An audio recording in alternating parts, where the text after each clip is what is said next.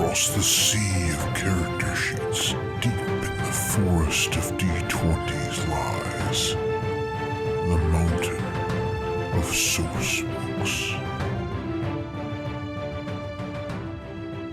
Welcome to the Mountain of Source Books. We hope you enjoyed your climb. My name is Jeffrey Vincent Dale, and we're going to be doing something a little bit different on the podcast this week. And both because it's Halloween and because it is the 5th Monday of the month, instead of doing tabletop content, we're going to be reviewing some video content. In keeping with the spirit of the holiday, we're going to be reviewing the first 3 episodes of the live-action Netflix Resident Evil TV show. But before we get to that, we just wanted to give an update on why episodes of the podcast have not been posted the last couple weeks. Now, up until now, I have been a host of the podcast, the DM for the podcast, and the only editor. Now, as you can imagine, that's a lot of work right there. But on top of that, I also work a 40-hour-a-week job. Or at least I did up until recently, where it was switched to a 50-hour-a-week job. Now, it's not permanent, but it's going to be a few weeks, and it's going to have an impact on my ability to edit the podcast. So, after realizing that it simply was not going to be realistic for me to edit the podcast weekly, I sat down with Teach and we had a discussion, and it was decided that we were going to be cutting back on the Twitch streams, and Teach was going to learn how to edit in order to assist. Unfortunately, right after we came to that decision, my niece, Teach's daughter, got pretty sick. And as you can imagine, toddler plus very sick plus gross tasting medicine, it made things a little complicated. And since then, thankfully my niece has gotten much better and is pretty much fully recovered at this point. But now Teach is sick. So we're just kind of playing it by ear right now. Thankfully, I have been able to do some editing bit by bit over the last couple weekends. So after releasing this episode, I should be able to finish at least one more episode tomorrow, maybe even 2 more. We'll see. But regardless, there should be 3 episodes posted by the end of this week, instead of the typical 1, which will bring us up to the episode count we would have had if we hadn't missed those 2 weeks.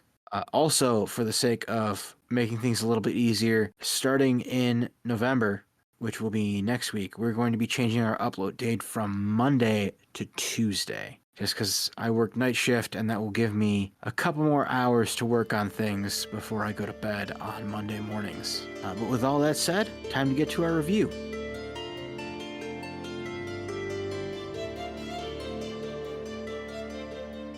Alright, so today, for Halloween, Teach and I sat down and watched the first 3 episodes of the Netflix Resident Evil TV show.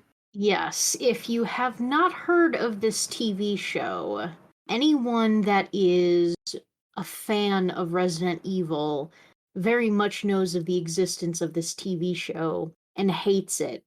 So much so that Netflix canceled it after 1 season.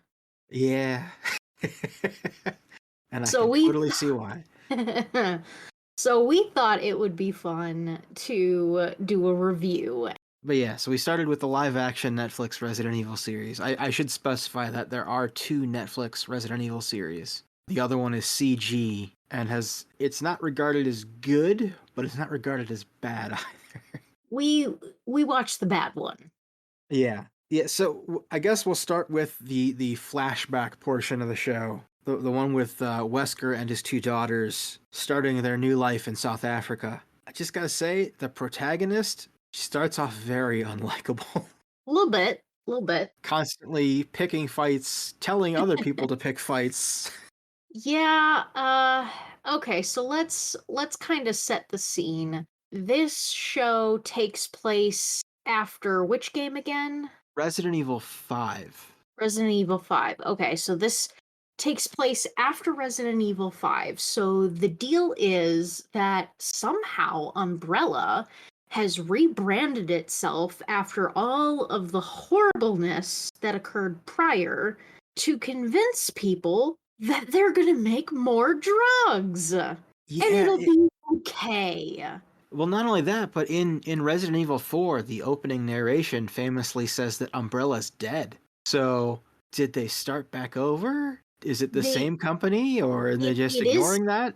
So it is the same company. If you recall in episode 3 of this, they say, The owner of Umbrella now is the daughter of the Oh, that's guy right. that did all the stuff. Yeah, she's a Spencer, yeah. I am not my father. He did make some mistakes, but we have rebranded to make a trusting company. Oh, okay. Yeah. Yeah. All right. Yes, and Whatever. so of course they're making a drug called Joy, whose entire the whole thing is that it kind of rewires your brain to take away all negative feelings. And then what they're not telling the populace is that it also rewires your brain so that they can send a TV signal, as they can use an image to essentially make you do whatever they want. Yes. Totally 100% trustworthy company, clearly. And then just everyone's okay with that. I don't get it. That's a huge issue I have with it.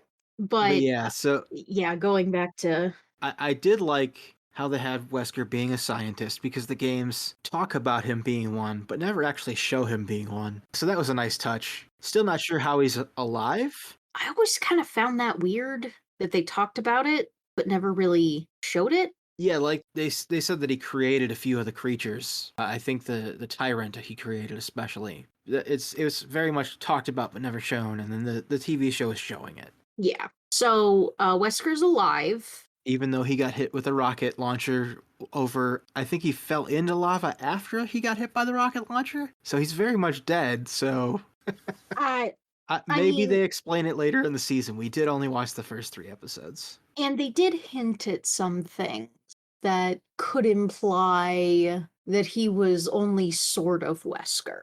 Yeah, he did need blood transfusions from his daughters. Yeah. So that could possibly be explained, or it was never explained because it was supposed to be explained in season 2 and they canceled it. But either way. Yeah, there's one scene where they do two kind of stupid things all together. So they establish that there is no security team within the Umbrella facility because the security is automated. Implying that there's no need for these security guards because they have such an amazing automated system. Yes, so and the security once they actually get to the facility is a single camera at the door that scans your face and your voice, and if you pass, it just lets you in. Yes, I guess there appears to be cameras that monitor things, Yes, that's true, but but it's like all no alarms yeah. until something like a giant rabid dog breaks through glass. Then there's suddenly alarms. Yes, and to back up a little bit and explain why that's relevant. One of the two daughters, I can't remember either of their names, but they end up getting in trouble as a sort of thing to help her recover. Wesker invites her to his office to visit, and while there, she sees evidence of animal testing, which she objects to. She's vegan. Several times, no one asked her if she was vegan, and she just kind of prompted that a few times in the show. Also, oh yeah, this is a drug company that doesn't do animal tests. Really? How Who exactly do they believes test the that? drugs? How do you test your drugs then if you don't test on animals? You can't. No, that's not a thing. Why would anyone believe that? Anyway, Yeah, so she sees that she sees evidence that animal testing might be going on. So she talks her more rebellious sister into helping her break in, and they break in and let out what they think is a testing animal, and well, I guess technically it is, but it turns out to be a zombie dog, and it bites her. yes. And the next episode, she keeps having side effects that seem to hint that she's going to turn into a zombie, but maybe not because of her weird blood. As we mentioned Yeah. earlier, Wesker is injecting her blood into himself to seemingly stabilize himself in some way. So presumably they are in some way extra normal. Still haven't gotten that explanation at that point by episode 3. No. And so it seems like the wound is healing fine, but then she's having these other side effects, so it's kind of unclear by episode 3 what's exactly going to happen. But obviously, there's a flashback scene for a reason, so something is going to happen soon that's going to cause this zombie apocalypse. That's another thing that I never quite understand. The games all specifically this is a city thing, just a city. And then in movies or in TV show or one particular Resident Evil movie, they just decided, it's an entire zombie apocalypse now. Well, the thing about the movies is they just kind of kept going. They had one movie where it was just a house, one movie where it was a city, and then every movie after that is the same apocalypse. I never watched the ones after the third one, though. But yeah, so we might as well use that to transition into talking about the apocalypse portion of the show. They kind of split the time relatively evenly. They haven't quite given us a timeline for how far into the future this is, but it's at least 10 years. Because there's one character who says that because of the zombie apocalypse, they were forced away from their home for 10 years. But we don't know if their home took a while to get reached by zombies or what, or how long it was after they returned that the zombies have still been around. But it's been at least 10 years. Yes. The one sister who is the more delinquent of the two is the main character. And she is much more likable now in the future, so I'll give them that. Then, Apparently, a zombie apocalypse is character building. well, plus she hasn't had a whole lot of time to be a character in the apocalypse because most of her scenes are her reacting to the things around her. Lots of very Mad Max stuff going on with roaming bands of guys with guns that need to be avoided. They made some changes to the zombies in the future. They did establish that the zombies used to be like the ones in the games, and then over time they have mutated to become faster zombies. And they've lost their senses except for smell, which is enhanced. And they've hinted that there might be a way to cure all the people that are zombies, or maybe that time itself will cause them to mutate back. I don't see how they reach that conclusion, but maybe they explain it. Fast zombies are so stupid. I hate fast Yeah, zombies. It makes no sense. Your flesh is rotting. How? No. No. You can't have motor skills. That's yes. crap. So she's a researcher now, the main character, and she's trying to figure out this cure. She's working for a group called the University, I believe. They only brought it up one time. Yes. Yeah, I think that's right. It's called the University, and Umbrella is like Big Brother now. Because of the collapse, Umbrella were the only ones ready for it, so now they're essentially the only government left in the world, really. Yes. And they're trying to hunt her down, and that brings us to my favorite character in the show. I can't remember his name either, but the bad guy that's always eating. Why do you like him so much? Because they made him quirky. So this dude, he walks down the steps and I'm like, oh my god, is that Jack Black? Yeah, because you only see him in silhouette No at way, first. Jack Black. Walk, mannerisms, the hair, the body type, exactly like Jack Black. And then the light shines on him and I'm like, oh, that's not.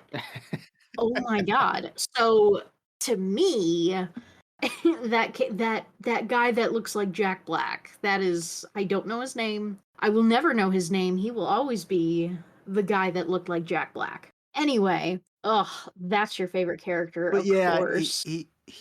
they show up because one of those roving bands of survivors has captured the main character and is going to sell them to Umbrella to make some cash. Or no, cash is useless in this society. They're trying to earn a space in a safe city that has been walled off. And that doesn't work. We won't disclose why, but it doesn't work. Flamethrowers are involved. Yes. Flamethrowers are involved. His plan does not work. Anyway. But yeah, so this guy just shows up eating a Twizzler. Yeah, and just all the murder. I guess my favorite character, really don't have one. Maybe the one old lady. Oh yeah, the cat lady. The cat lady. She's kind of funny. Yeah, in fact, let's talk about that scene because that's pretty much next. So, needless to say, the main character escapes, and she finds her way into another city that has just recently been taken over by Umbrella, and she's trying to reunite with someone that has helped her before. And she goes to his apartment and finds his wife, and she says that he's out. And just her apartment is full of cats. Like, you see, I believe, 10 of them, and it's heavily implied later that there are a lot more. Yes. So she gets there, tries to get help, and finds out that the guy she's looking for is dead because he's a zombie, and his wife is keeping him there, locked, handcuffed in the bathroom, and is feeding him the cats. What the fuck? Marriage is complicated. Yes. That was the best line of the entire thing. I did really like the scene because it is a scene that has been done so many times, but it's always done the same way, and this show didn't do it that way. And it was a nice surprise, you know? You just kind of expect, okay, they can't let go of their loved one, they're gonna feed the zombie's gonna get out and it's gonna kill her and possibly everybody else too. But no, she survives. Yeah, because the main character kills the zombie, and she gets pissed. You promised you wouldn't hurt him. Are you kidding me right now? Also, the cat thing, fucked up. Yes. Oh, that's another great line. Yeah, so she leaves, the main character, and then the quirky umbrella guy shows up, and the cat lady gives him some cookies that he finds to be filled with cat hair. And that leads to him getting a lead to finding out where she's going. And then this show breaks out every zombie cliche that you can think of. The loved one that can't let go of the zombie husband, the trying to sneak past the normal ways of getting to safe cities in the underground because someone was infected and you don't want to give up on them, the sacrificing yourself so your family, your loved ones can get by, and the gruesome bloody scene that's in there. Every cliche is in the first 3 episodes, and 90% of the twists in the show we called out. And the only one we called out as happening that hadn't happened was the dog getting eaten. And technically, it could still happen. The Wesker family dog, we suspected that it was going to be eaten, and it might still. We'll see. I am genuinely considering going back and watching the rest out of morbid curiosity. just to see if that dog gets eaten. The apocalypse, they find their way to like an underground human smuggling operation, find their way into some tunnels, get attacked by some bioweapons, and pretty much everyone but the main character dies. And then Umbrella finds her because they knew where she was going. And then... Okay, that's another thing about this show. They really like on-camera people getting shot from off-camera people. Yes, multiple times. Kept happening. I think in the 3 episodes, there were 3 instances where someone is being held at gunpoint and then someone off-screen shoots the person with the gun. It happened every single episode at least once. And yeah, it was my original expectation of going into this, I'm not gonna lie, was like thinking it was gonna be Birdemic bad. Yeah, hearing people talk about it on the internet, that was the level of bad that they made it seem it was. But it wasn't that bad. It was bad. Yes, but it wasn't that bad. And I will say it also has a way of kind of pulling you in and kind of wanting to know what happens in the next episode, only because it's like, am I right? I've been right about everything else so far, but I'm kind of curious about whether that dog gets eaten. How many cliches are they going to follow? How many are they going to subvert? You never really know. Exactly. Plus, they left enough question marks about the time gap, that drew me in a little bit. And as a longtime fan of the Resident Evil games, I have to know what's going on with Wesker. Like, is he like an unstable clone? Did they somehow retrieve what was left of his body from the volcano and revive him? I don't know. And I want to. But yeah, it's a mess. Yes. So, what did you think of the various different creatures in the show? Because we had the caterpillar, which I believe was original to the show.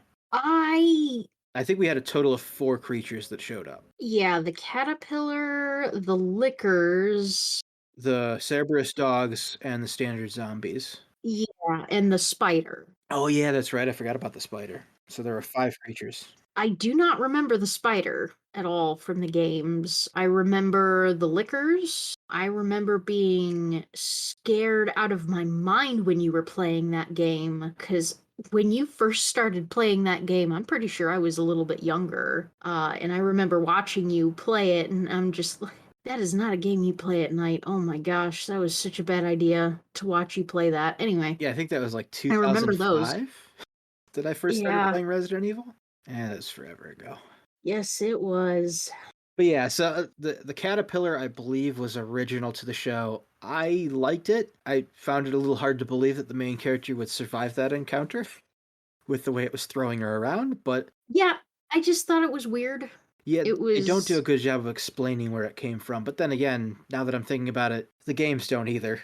There's a creature in Resident Evil 3 called the Gravedigger, and it is basically just a giant worm, and it just shows up in the graveyard and never explained. So, true to the yeah, series, I guess. there's there's no reason the main character shouldn't have been dead.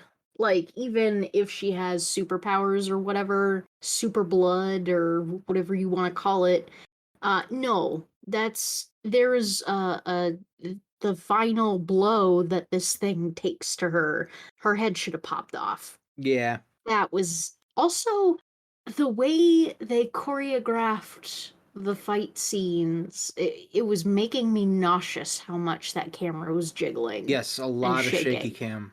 Sometimes it was used well, but especially during the caterpillar fight, it was. When? When was it used well?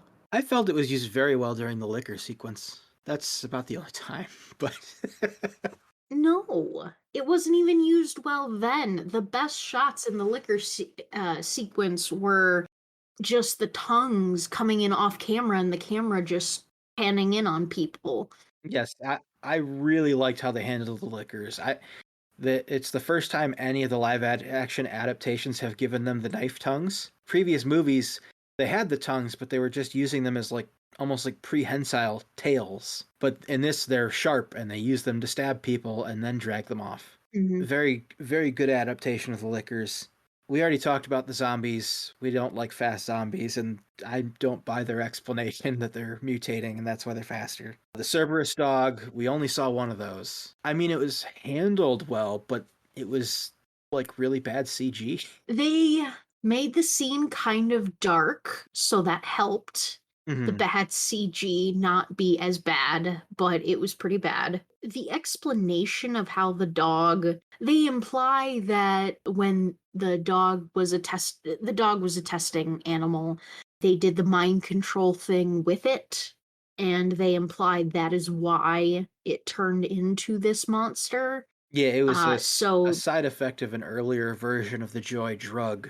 yeah, that made sense. And that whole scene was a little weird because okay, so this office had a bunch of glass doors in it, and for some reason the dog couldn't get in. But when they trapped the dog inside, suddenly the dog was able to get out by breaking through the glass. And it's just like, what? No, that's not how glass works. Also, why do you have glass walls? Well, it was in an office portion of the building. I buy that. I mean, I've worked in an office that had glass walls in some of its meeting rooms. Yeah, but it wasn't animal testing or drug testing or Yeah, but anything like that. remember they and the dogs got there from another floor. The dog opened a door, traveled down multiple flights of steps, and then kicked down the next door. Oh, yes, all in All in the time it 15-second all in time. the time it took him to take the elevator. Yes. Oh, wait, no, so that would have been more like 5 seconds because they only had to go down one floor. Yeah, I think it was a basement floor, so I think the dog had to travel up. I'm pretty sure they show like basement 3 or something like that is the level that they're doing testing. I don't know. It doesn't matter. It was ridiculous. The whole scene was ridiculous. Yes, I will say though, they did a good job with the way the scene was directed. Like it was pretty harrowing. It's not quite like the velociraptors in the kitchen scene from Jurassic Park, but that's kind of what they were going for, and they almost got it. If the effects weren't so bad, they would have nailed it. Yes. I agree that it very much had that vibe, and I believe they were definitely going for that. The scene where the main character kills the dog was, yeah, that really got my heart pounding. That was pretty intense. Yeah. The, we're talking about how bad the show is, but it did have its moments. It had some moments that were good. It wasn't as horrible as I was anticipating. Hmm. And it's probably I probably feel that way because I was expecting it to be on such a level of horrible that it would have gotten canceled after the first episode, not the first season.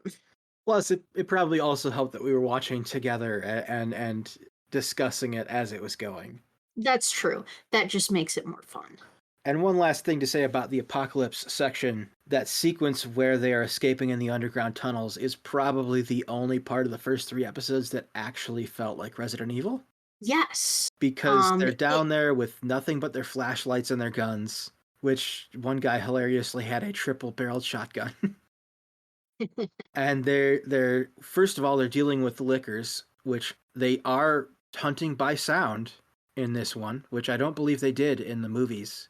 So they got that right, and then they escape into the tunnels, and there's the giant spider, and they're trying to deal with that. And it that part finally felt like Resident Evil. yes. For the first time, it very much had that feel of the game. Finally. Yeah, overall, it barely feels like Resident Evil, and we guessed 90% of the plot twists, but I still had fun. It was fun to judge it. Happy Halloween, and don't forget to watch us tonight as we play a game on Twitch. Yeah, we're currently scheduled to play Costume Quest, and that's a short enough game that we will probably be able to finish it in one go. Looking forward to it.